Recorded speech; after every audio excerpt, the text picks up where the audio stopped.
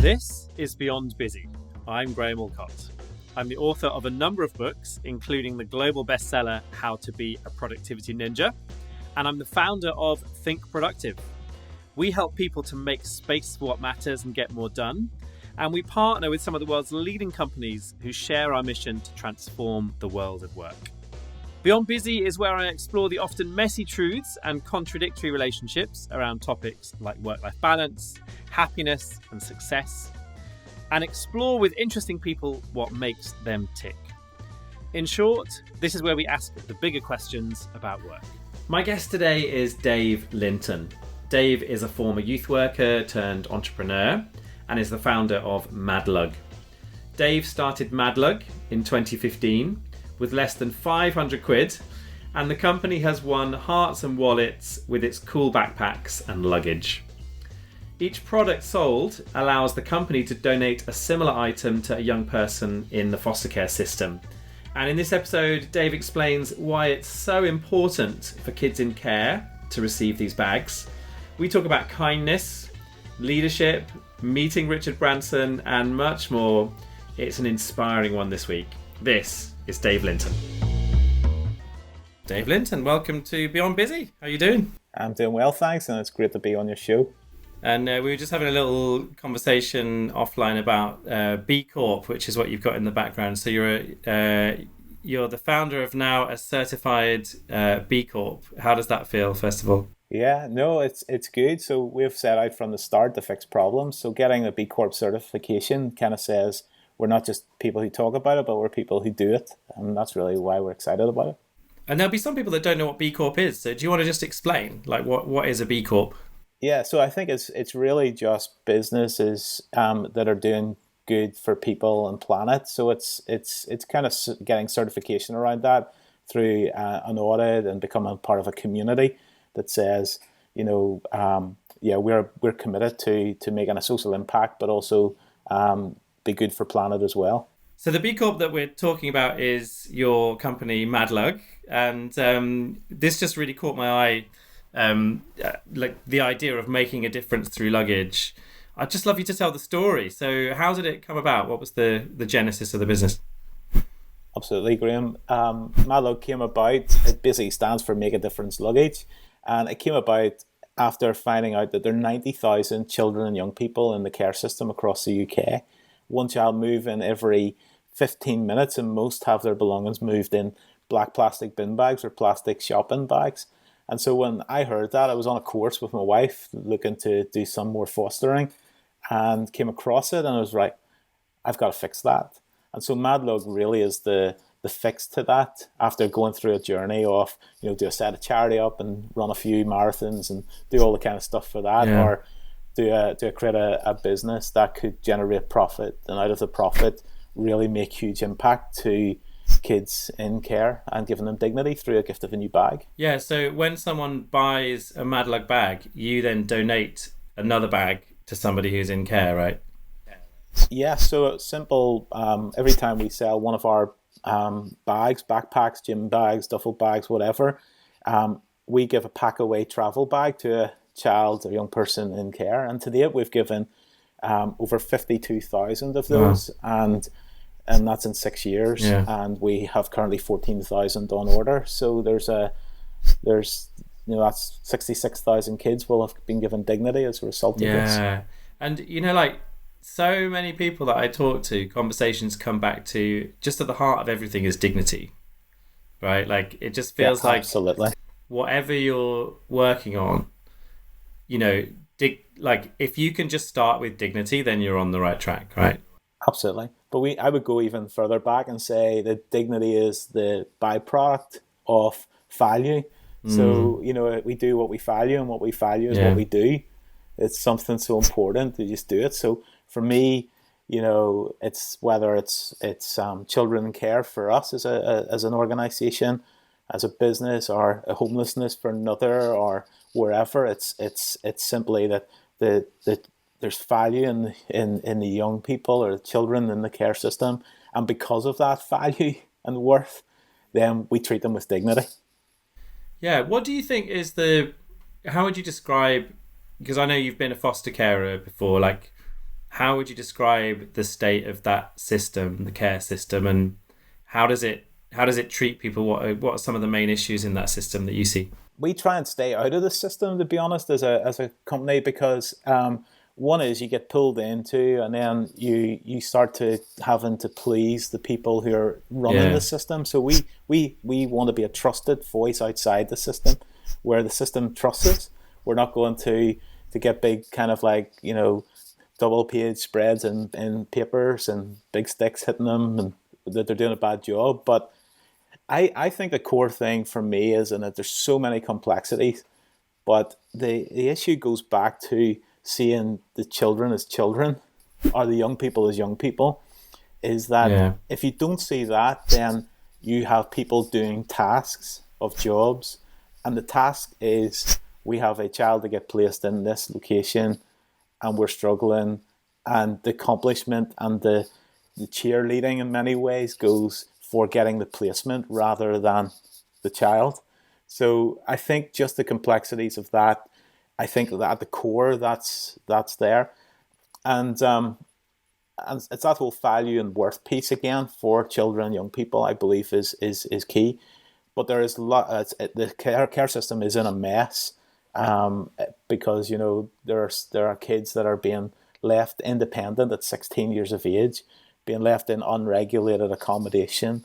The government are cleaning their hands off them and saying we're not really.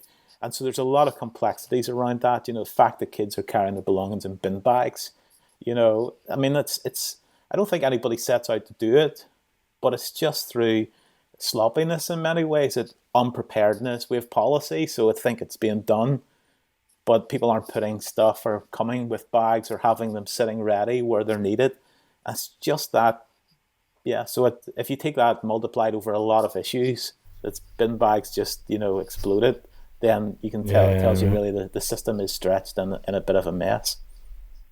Yeah, and just for you personally, if you were talking to someone who was saying, I'm interested in becoming a foster carer, like what have you got from that system, both positively and negatively? So what are the things that you found really rewarding by being a foster carer, and then what are the things that you've maybe found less good? So we, my wife and I are adoptive parents as well. So that's, we adopted our daughter out of the care system.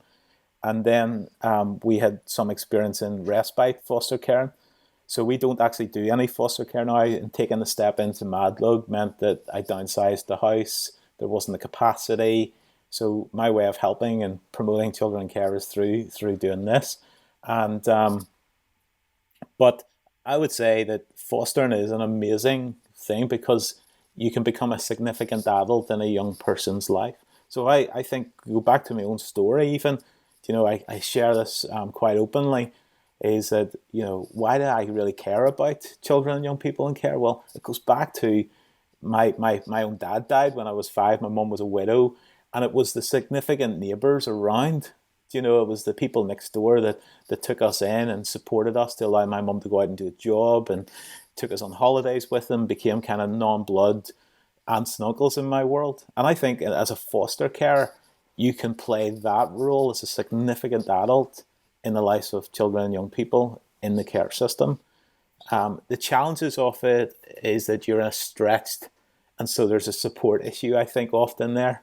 I keep saying from a marketing perspective is, if you market out of desperation, you're going to struggle. And I think sometimes the system markets, we need foster carers out of a place of desperation. But actually, if we were to say it's an amazing privilege to care for the young people who can't be at their own homes at this stage, and we would love to invite you into the story of making a difference and journeying with us as we show love and growth and impact into these kids, you would have more people, I think, sign up. But if you're desperate and the system is being presented as being on its knees and stretched, you suddenly start to go, no matter how much I love and I have a desire to do this, I'm maybe not going to do that because that's high risk. Yeah, for sure. And also when people hear those stories about the system being very procedural and things being inflexible and all that sort of stuff, it's like, no one enjoys spending time in systems that don't seem to listen to you, right? It's just Absolutely. not where people want to spend their time, right? Absolutely. But the Yeah. other side is that when you're working with a young person or a child, we have that. One of our, Yeah. in fact, the one placement we have still comes to us at the age of 27. It's a single mom with 3 kids. And it's just like, consistent adult. So it doesn't stop. When you start to get those relationships, it's nearly like it becomes family without it being officially family. Yeah. That's amazing. Let's talk about the business then. So with Madlug, I read that you started the business with £480. Is that right? Yeah, so really it was 500. The 20 pounds was my first month off my kind of Shopify account to run the website. Right. Okay. And the £480 was a deposit for the 40% deposit for the graphic design company to do the brands. And so it was literally like, I am convinced this is going to work. And, even to get somebody working on it for me was just like, well, okay, that's 40%. We'll work it out as we go along. And that's been the story. So that £480 has now grown into a business that, say, 66,000 kids will have been helped. We have a staff team of 6 of us here. And we've worked with some of the biggest, companies in the world, like IKEA. We have Shopify as one of our clients. We've sent out to Canada and New Zealand. And so, from that, and we haven't had any investment now. We've had a couple of small business grants, but very, very small in the bigger scale of things. But no external investors or anybody putting in. So it's been the pure old, let's start really small, keep it lean, and then grow. And I used, it was probably about 3 years before I came full time into even taking any salary out of it. It was, doing a bit of consultancy and a bit of, I think that they paid me well for a shorter amount of hours so that I could spend time spending more hours on the thing it didn't pay me, was my kind of strategy. Yeah. It's fun, isn't it? Because my business is pretty similar. It's bootstrapped. I didn't have a lot of money at the beginning. I didn't pay myself for a while. And it feels like there's a lot of talk. If you watch Dragon's Den or other business shows, there's a lot of talk about getting big investments and starting businesses with loans and other people's money. But actually, there's an awful lot of businesses that just start through bootstrapping and organic growth and just reinvesting the profits until you get to a stage where it gets more interesting, kind of thing. It feels like it doesn't get talked about. Yeah, and I actually believe that you have a stronger business than doing it the other way. Now, if I was to go and do a second business, would I start at that place? Probably not, because there's the learning that gives you a better starting place. But I think, like for me, I was 22 years a youth worker, I'd never done business before, did no bag industry, anything like that. It was simply, I wanted something to help me communicate the problem, and bags made it. And then I've grown to love bags and love the kind of learning. But for me, the thing I've learned is, particularly I would say, I'm very much on the visionary side of leadership. So it's, the risk is that you can over design and keep creating. The stimulation in me is the creation of stuff. And, and that maybe working for people became frustration once you get to a position where there's no more creating allowed and the ceiling is on it of what the organization you worked within. So, but now that kind of like you're leading and growing this, you've got to create your own ceilings. So I'd say that £500, I remember there was a social enterprise working with people leaving prison in Northern Ireland here, and they got £500,000 of funding to do a social business. And 9 months into it, we both got listed by the Observer in London as a new radical, one of 50. And we were only 2 in Northern Ireland. They started with 500,000. We started with 500. That organisation is no longer there. It didn't happen after the money disappeared. And the reason being, they went to wrong locations. They hired too many staff. They built the business of what they saw 5 years on, rather than what was needed for starting. And I think as a visionary, I had that risk. If somebody had given me £500,000, I probably have went to the wrong warehouse, had too many staff in, too much stock, not learnt the product, and all of that stuff. And I probably wouldn't be here today either. So that I'm a believer in the kind of bootstrapped approach. Yeah, and also because you're doing it all, it's all with your own money. So you put that original 500 quid in, but then obviously the money that it makes, you've made that. So when you reinvest it, it feels like it's your money too. And then, so when you're doing it all with your own, as opposed to being able to take big punts with somebody else's cash, and if it goes wrong, well, it's someone else's cash. Like it does feel like you kind of treat it more with respect in a way. Absolutely. Well, I mean, and that is the case. However, in Madlug, I don't actually own it. So we created from the start purely, and we didn't want to ever be seen as, I didn't want to ever be seen as making wealth out of children's, of stories of young people. Yeah.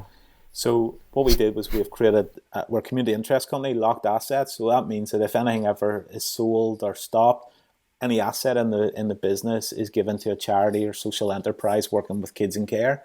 So I'm really comfortable with that. As I work really hard, I get a salary for what I do, and we're making a difference and that. But it has that same feel, because for me, the drive is not the money; it's actually seeing something grow, and so reinvesting it back in, doing whatever it takes, is that entrepreneurial of wanting to grow something to the vision of which you have right at the very start. And for me, it was no child should carry life in a bin bag. And it's really interesting that when you started the business, the first thing you did was graphic design and brand, and you didn't know anything about luggage and how to create luggage. So what was the process there? Like, did you fly out to China and look at factories? Like, how did you figure that out? Yeah, so that's a really good question. The place I started with brand is, I think as a youth worker, I really understood the importance of story. And when you have £500, you're left with a thing of, do you get innovative in design or do you get innovative in story? And so Madlug took on out of its research. I walked shops and stores and looked online at every bag company, and I could identify some classic trends that were in every company. The likes of as you probably see at the back, the one with the pocket just in the front, that's a classic backpack that many companies do. So I thought, well, if we can do something classic, the work's already done. And I can source them bags. I'm not having to go and spend a huge amount of time. I can source bags through companies that will allow me to that have quality, have the ethics, have that, and get it at the right price point. So for me, then the brand was what makes us stand out. And my mandate to the company for the brand was, we can't even, at the time we were launching, it was all patterns in bags. So if full on, and when we were doing research, kids were going pattern bags, plain bags were not really there. But to bring in pattern bags, it was so subjective to people's preferences. Yeah. And I thought, I could really get. So the idea was, let's get plain bags, core colors, and we create the logo to stand out. So the color was in the logo, which is why we went with a really, really, really bold brand compared to something subtle, because that was how we did it. We also, at the start, and we do a lot of this still even now, is we want to create employment opportunities. So we do part finishing of the bags here. And part of the thing was the risk management, Graham, of that is that if I brought in, say, 500-600 bags of a new colour, because you can get them made and bring them in, it's not an issue of that. But if I bring 500 or 600 bags of a new colour and it doesn't sell, is it I have to then devalue the Madlug brand by discounting. So my attitude is, if it's classic design, quality, I can sell those as blank bags, actually, through other means, without it ever having a cheap discount Madlug brand on it. Or doing that thing that I've heard of retailers who, if someone brings something like I think some of the handbag companies do this, and other real luxury designer goods, where if it gets brought back into the store, they cut it up so that staff can't take it home as a return or something. So they're just cutting up perfectly good products and stuff. It's unbelievable. We're just trying to make it so that we can be innovative in offer, in colour, so we have lots of variety for the size of business we are, but it allows us to take that risk, that allows us, and it also creates employment opportunities. So we have somebody that does that, and we do a lot of co-branding for corporates as well. So we do a lot of that in-house. And nice. And then, so the bags that get donated to the young people in care, so they're slightly different, aren't they? So they don't have the Madlug logo on it. Do you want to just explain about that? Yeah, so whenever we went in to do it, I spoke to some business help, and they said, yeah, you need to check this out. Then I went to a charity that worked with care experienced young people and said, is bin bags an issue? Did all my research, and they said, let's get a group of young people, our interns, and you can do a Dragon's Den with them. So I pitched to them, and some of the stuff that we came up with was, they didn't at that stage, Madlug was unknown, it was an idea at the time, but they didn't want the brand on it that created stigma. So the idea of Unbranded, they said bin bags were often used in the care system because of being prepared and space. So if you take a box of backpacks or suitcases, you can't really carry those around in your everyday for a social worker. So there was just that place of being accessible. And they loved the term, which is what our kind of why in the business is. We believe every child and young person in care is incredible because they have huge value, worth, and deserve to be treated with dignity. And they love the value, worth, dignity line. So we thought, how do we put that on the bag without it being kind of like stigma and so forth? So that led to a little pack away bag that opens up into a 35-litre travel bag. And one of the bags opened up holds 20 of these bags folded up. So one duffel bag in the back of a social worker's car can either help one child with lots of stuff or a child that has little stuff, and 20 of those. And they even came, believe it or not, Graham, down to the size of the bag, because we were like, well, that's a small bag. Could we do 50 litres and 100-litre bags? And they says, Dave, the problem is you will, reinforce the issue if you go too big. Because a child that has lots of stuff, you can just give them 3 bags, but a child that has little stuff in a huge bag just reinforces that sense of worthlessness and nothingness, and so that led us into this specific bag. Wow. And is it right that some of the bags have just like "You're incredible" written on them as well? So that is the bag we give to you. So when it's folded up, they get to see that you're incredible. Oh, that's and then when it's opened up, there's no branding. Right. And that has become part of our story. So it's like, what's the size of the business is one growth perspective, but actually when what we've grown into is a business that has not just providing funds for giving of bags, but like a non-verbal communicator of care to young people. So the more young people know that Madlug believes that you're incredible, huge value, worth, dignity, we connect the people wearing it. And we've seen that as part of it. Like, for instance, I'll tell you a story of a time when that happened. There was a youth festival type place. There was 1,500 young people at it. We had been selling for about 2 or 3 years at this event. And it was simply, we started this particular year, we saw over 300 of these 1,500 young people carrying our Madlug backpacks. So it was quite cool. Every group of young people, you saw the other brands and then ours. That's really cool. And but during that time, a youth worker was coming along and says, I'm buying a bag for my wife.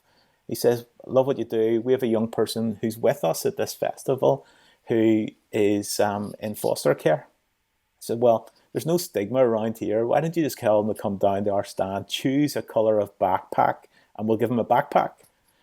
Just tell him he's incredible.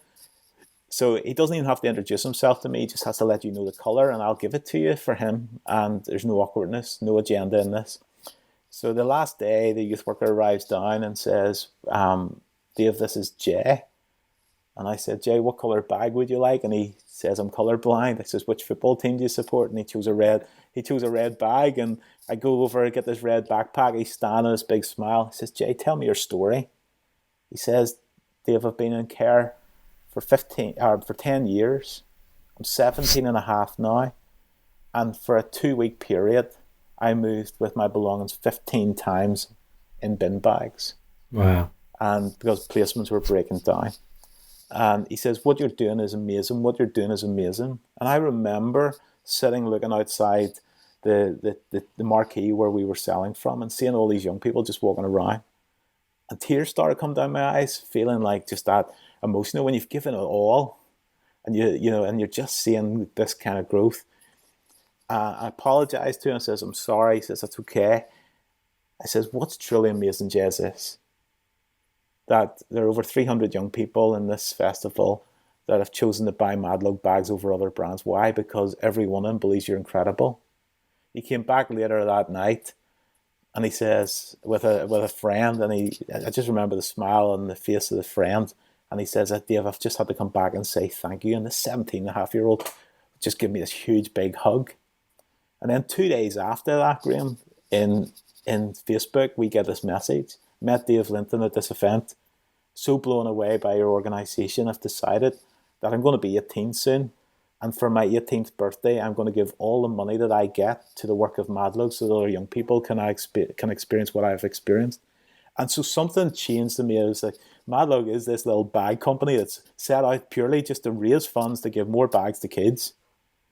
But actually, we're starting to see in London, and Manchester, and Belfast, and we wanted to see where people and community and society are actually carrying Madlug bags and communicating love without words to an unseen group within society, which is children in care, that only get seen by the professionals in the world because of their under 18 status. And so we have this dream where it's near like that non-verbal communication of which we're growing, which is why we sell to estates and we sell into, but why we haven't really done a big move into those countries is because that's part now of our strategy. We want local people to be carrying the bags to communicate that love without words to the local young people in those towns and cities.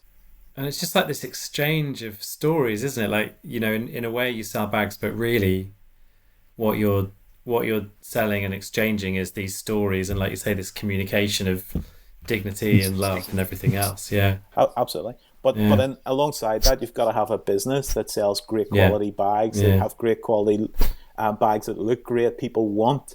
And, because you can sell a bag once, but you'll not get a repeat customer unless it's all of the stuff. And so for us, we put a huge amount of time into the commercials and making sure that's all right so that we can continue to do more of the impact, so that we can have more stories like Jay. But not for us having the stories, his story that's been inspired and encouraged through the simply people wearing a bag. Yeah. So one of the other things I read about you is that, I think you've done some Christian youth work before. Like, faith's a very important thing to you. Absolutely. Tell me about how faith interacts with the motivation for this. So Madlug isn't it's not a Christian company, but the Christian faith is a really important thing in terms of how you operate. Yeah, I totally affirm that Madlug isn't a Christian organization or ministry or anything like that. I am a Christian who is in leadership within an organization like this, and I've founded this. And so it really drives me, but it's simply because there's one verse that really stands out in the Bible, is that this is what true religion is, to love orphans and widows in times of trouble. And for me, that's really at the heart of what we do and why I do it and why I've created this, is that this is what true religion is, to love orphans. And orphans, I believe, today are often the care experienced young people who either have lost parents or can't be living at home with their parents. And how does that impact on you as a leader, do you think? What would you how would you describe yourself as a leader? What kind of leader are you? Yeah, so I think the faith part for me is that there's a confidence in who I am and what I come to every day because of my faith in the source of what I believe is my life, which is Jesus. But so I would say that, but also I'm learning to be to understand how I'm wired in many ways, and it's understanding, trying to be self-aware of, the creativity that I have, and some of the areas I don't do. So I don't just run away from the stuff that I don't do well. I press into that stuff. So I get a leadership coach around to help me. How do I become a better administrator in my leadership? And so all of that. So I think at the core, the faith part for me is just the confidence. But I say there's another part in that, is it's being content. So I have no desire for to grow super wealth, or no, I have a desire to help people. And I think that at the core of that's my faith that drives that.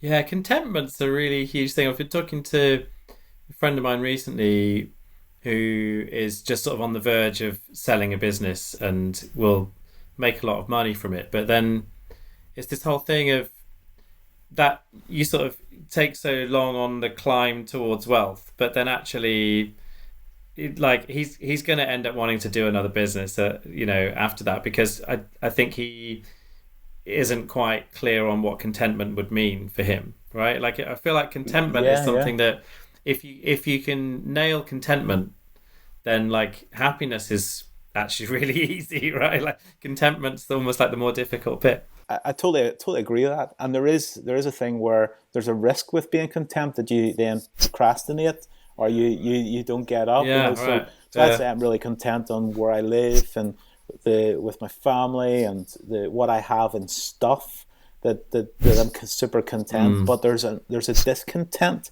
in the sense that I'm not content with the situation of the children in care. There's discontent with some of the social injustice in the world, and so that discontent is what drives vision. It's and that's where I think you can't really talk about vision unless you're discontent or dissatisfied, or something is driving you to go, I don't like this, so this is going to drive me to this. It's better than we know today type stuff. So I'm content in my own self, my own place off. I don't get up every day thinking I've got to make lots of money, I want to move house, I've got to drive the nicest car. I have none of that, which I'm thankful for, because then, I'm sitting here nearly 50 and going, I get to get up every day and enjoy what I do. Where I have lots of friends who have been on the kind of career path of, and at our stage, my stage, are sitting with huge mortgages, fancy cars, 4 holidays a year, holiday homes, but they're looking at their life and going, we've got 25 years before we can retire, and I'm trapped. And so I'm so glad that I'm not in that place. Yeah, freedom from stuff and freedom from a lot of those people with fancy cars have still got loans to pay for them, right? And there's nothing wrong if you can afford it, and it's not. I don't pose my beliefs or my view on that, but I just, from a pure inner person, that's what when I get up every day, I'm content with that stuff. Yeah, and that's it. That feels like you've really nailed it, in terms of your own life, where you're able to then, because you've almost like ticked the box around personal stuff and contentment there. It's like then you can really put focus on what's the social mission, what's the community problem that I want to solve, or the thing that I'm restless about over there. But there is an element where I need a little bit of discontent in my own personal world, because what's equally, and if you're talking about the balanced life, and is the whole area for me, is that I need a bit of discontent so that I have vision for the other parts of my life outside of Madlug. Because the risk is that you can be so discontent in the thing you do there that then you don't turn up necessarily in that space, because you're so content and it just happens and life. So there's an element is, what is this? What is my vision for my family, for my other parts, my retirement, there's an element where I probably need a little bit more discontent there to create a healthy balance in many ways. It's like healthy tension, isn't it? Like you've got to have that tension between the restless and the content. Yeah, for sure. I'm writing a book about kindness at the moment, and I've just finished the first draft of it. So there's probably still time to ask you about kindness, and then if you say something profound, I'll quote you in the book. But the idea is it's looking at the role that kindness plays in leadership. So I'm just interested in your thoughts on what you see as kindness, and maybe some of the leaders that you've known who've been particularly kind or unkind. Yeah, I think as a leader, kindness is when things happen to you, that you can move on past that and show, in fact, that leave things in the room. Or kindness is, and I've had to work a little bit at this because it's not my natural default, but it's trying to understand the stories that underline the outcomes that and the way people live. So if you have staff, for instance, it's trying to understand that there might be something deeper that's going on at home. Something that to me as a leader is kindness. It's being able to ask, how are you doing? What are you doing? And I think the risk of leaders is that we don't often, we're so fixed on the thing we're in to do, the jobs, the tasks, the pressures drive us, that we lose that part. So I have to be really intentional and to do that.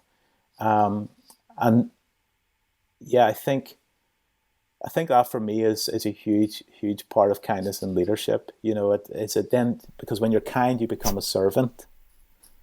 And I love this whole I love this whole concept. We use it in our marketing strategy of, never play the hero, always be the guide. And I think if you take that into life in other areas, is that everybody that we work with, everybody that we lead, we should always be positioning ourselves as the guide. And the kindness of a guide is the person who wants that person to become the hero. So how can I make your life better? How can I help you? How can I empower you? And it gives you that more thoughtful kind of position. So we do it as a brand. We say that we guide people to Madlug is not the hero fixing children in care, but the customer is, by buying the bag and wearing it. But if you do take that throughout, you do have that, how do I help people? How am I position myself in the guide role within everybody I work, whether it's the people I work with, the people I work for, the people I live with, the people I engage with. That's where I think. And if we had guides as leaders, I think we would have great, kind leaders. That's it, right? It's all about the Yoda, not the Luke Skywalker. You mentioned there the idea that being intentional with checking in with people and what's going on for them personally, and taking an interest in that side of people rather than always just being focused on here's my goal. So what does being intentional around that stuff look like? What have you tried to do differently? What are the kind of practical steps of that for you? So the practical steps is being really in putting it in. The first thing I ask people is how are you doing? Or if somebody is not looking a little bit down, or maybe not in the game, or it's then saying, is everything okay? Before you challenge the stuff, or where it'd be very easy, come on, sports coach type approach. So that's where I have to, and it's not my natural. My natural is I am so caught in the creative space up here, and I see what I often struggle to celebrate wins, because for me the vision is so big that the win isn't really a win because it's only part of the building. So you have to, but part of that is self-awareness, and then you have to realize that needs done because it's important to the other people that you work around. So that's kind of how I've kind of tried to work on that. Sounds like we've been on similar journeys with a lot of that stuff, to be honest.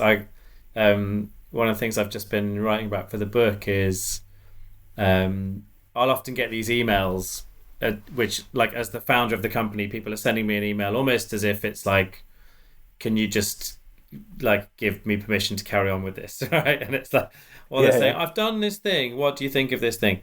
And often when I get those emails, I go straight into the natural rhythm of my brain goes straight into, okay, looking at all this, what's the bit that's wrong? What needs fixing? So I'll sometimes be halfway through the reply email that's like, this thing on page 4 needs to change or whatever, and then Yeah. and like I've got better over the years of like sort of trying to bypass that bit of my brain and starting with, okay, so start Mm. with this all looks really great, like, because actually Yeah. sometimes what people really need to hear at the start of that is just approval that they're on the right track, and I jump straight into some small detail and miss that.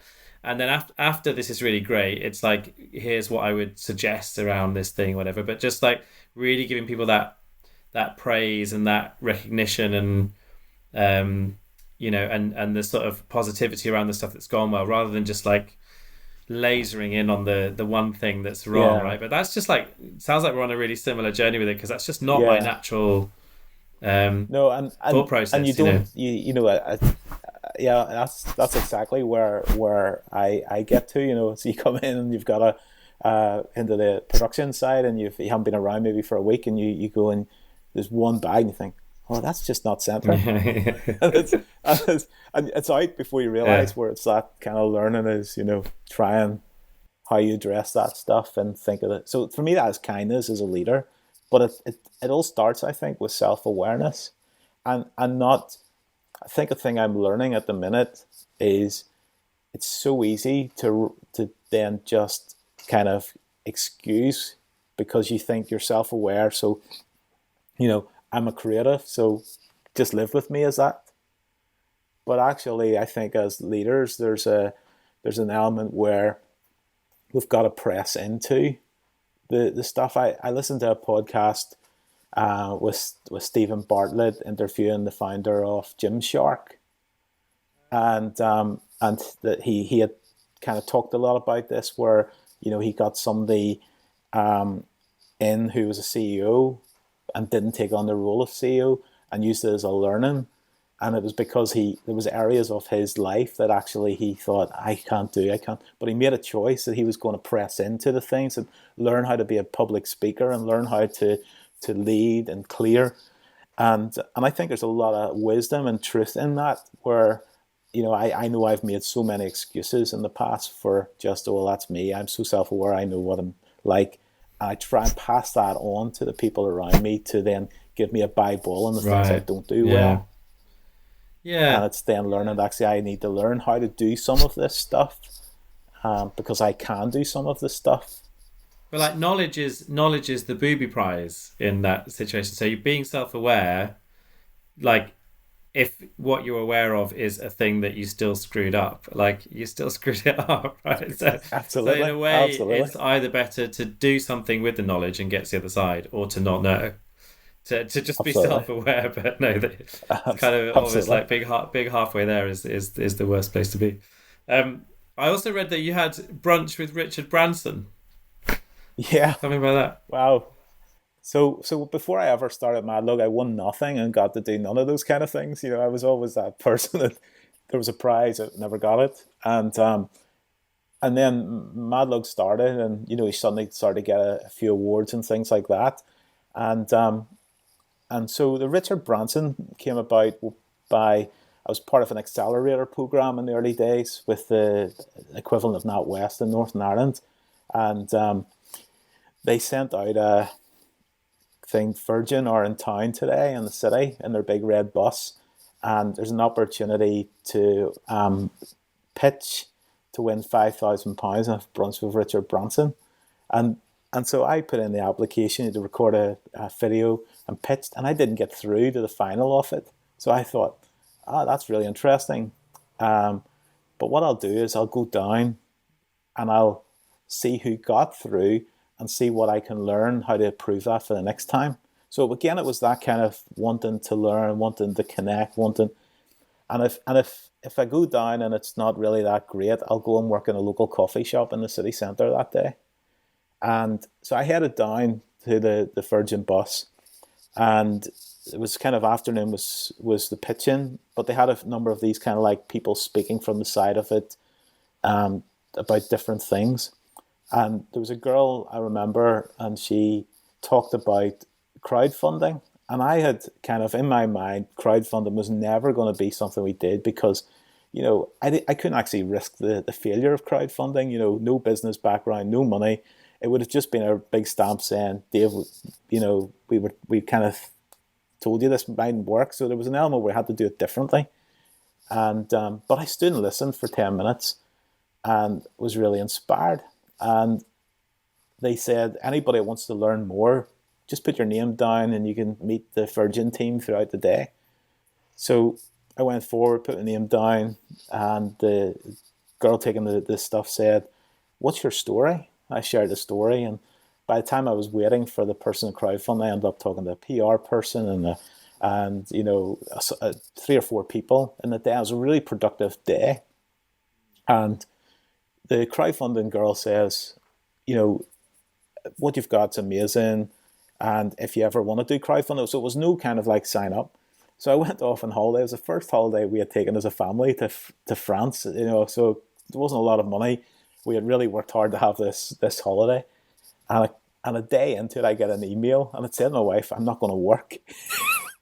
So, but it was in fact, it was a Saturday in between the two, and she heads off to get some laundry done in the campsite. And I take out the iPad, and there was this email says, Dave, chance to get back in the game, have brunch with Branson. All you have to do is pitch 60 second to get in. So I take the iPad while my wife was away. And then I felt like I was Branson because it was clear skies in the middle of a campsite. And took a video and recorded 60 seconds and sent it off. To then 2 days later, getting a thing saying, you've been successful. Somebody will be in touch to tell you what you've entered. And it ends up I entered a crowdfunding competition without realizing. Oh wow! And I was coming back because it was in France. I was coming back with like a couple of days to get it set up. So there was no setup, and it was whoever could raise the most money in the first 72 hours of the crowdfunding campaign won £1,000 and had was in with a chance to get meet Branson. So I had no option but to get home. I hadn't done all the networking and go and find investors and get the big kind of stuff moving. So I just went on Facebook and says, guys, chance to get in the game. Why don't you get behind us? We need to raise as much money as we can the first 72 hours. I know you're good at this. And we were £6,000 5 minutes before the end of that 72 hours. And as a result, they 2 companies came in and with bigger, £6,000 and totally blew us. We came third. The one that won didn't raise another penny after they got their £1,000. The one that came second didn't raise their total, so they didn't get anything. And we went on to that to finish at £24,500. And so as a result of that, the crowdfunding organisation that was doing this came back and said, we want to invite you to go and meet Richard Branson on Thursday. So this was Friday.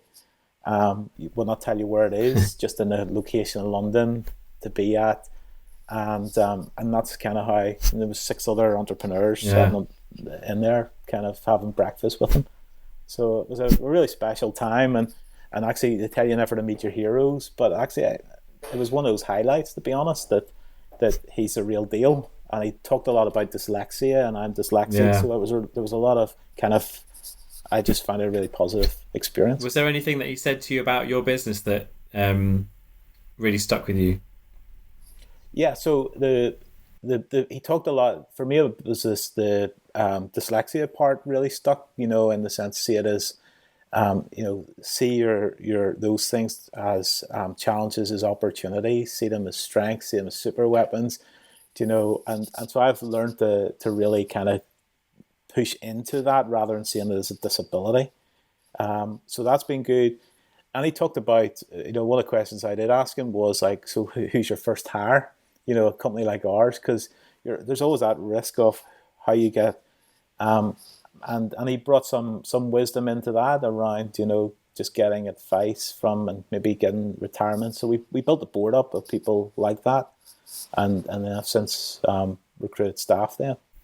And then the last question I want to ask you, because we talk on this show a lot about productivity and happiness, and feels like you've built something and been really productive with that, and also nailed the happiness and contentment, but also work-life balance. And I was struck by something you were saying earlier about you've got to get that you've got to have a little bit of discontent in the personal life and stuff. So like, do you tell me about work-life balance? Do you feel like you've got the balance right? What have you learned over the years around that?